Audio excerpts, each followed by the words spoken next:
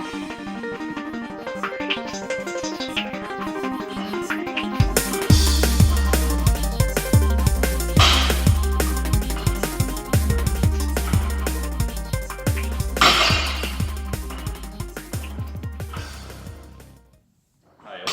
about the deadlift and go over the execution and setup of the deadlift. This video is basically for anyone who tends to struggle with their deadlift pattern, who tend to look like a scared cat or a dog taking a crap whenever they lift heavy loads in the deadlift.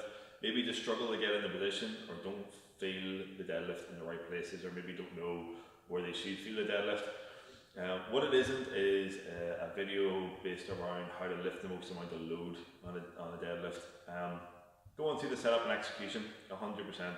The idea is you should still be able to lift a very heavy load, but what I mean by it's not targeted at lifting the heaviest load possible is that a lot of times, especially in say like a powerlifting style of deadlift or that kind of community, the goal is to lift the most amount of weight possible. So sometimes you will compromise form and technique in order just to lift the heaviest load possible. We'll not be going down that route. It'll be more in terms of what is the safest and most optimal setup in terms of lifting for longevity, being able to build strength for for a long period of time and really minimize risk of injury. Still 100% be able to lift a lot of load. That's the main purpose of it, because we tend to use the deadlift, the GTG coaching, essentially just to work on strengthening the posterior chain in people, so glutes and hamstrings, and really minimizing injury, teaching people how to move through their hips rather than their lower back. And usually when you see someone who suffers from lower back pain, one of the first things that goes is their ability to do a hinge. So we're trying to build that up. So really this is what it's based around. However, as I say, if you tend to really struggle with your deadlift setup and you tend to then lose position, this might be very beneficial. So I'm going to break it down into a couple of parts. Okay, so initially what I'm going to look to do is talk about the setup of the deadlift, where you should feel it, what tweaks you can make to feel it in the right area, and then how to execute it. And I'm going to do that based on an elevated deadlift.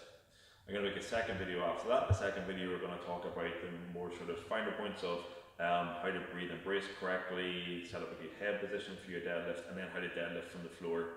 The reason why I want to do an elevated deadlift is essentially to take out part of the component of the lift from the ground. So when you deadlift from the ground, things change slightly. So we're going to go for an elevated deadlift, so the bar is just below the knees, so we can focus on just trying to target hamstrings and that hinge pattern. Okay, so I'm going to do a couple of elevated deadlifts just to have an idea, I'll give you an idea of what it looks like, and then discuss things from there. Okay, so elevated deadlift. In this instance, what we're looking to do to start rebuilding the deadlift, or start, let's say, correcting technique, or even starting from scratch, is start with a bar that's just below knee height. Okay, so the whole part of this lift will just be the hinge. Okay, so it'll just be reaching back into your hips to feel your hamstrings. It won't be about trying to bend the knees. Okay.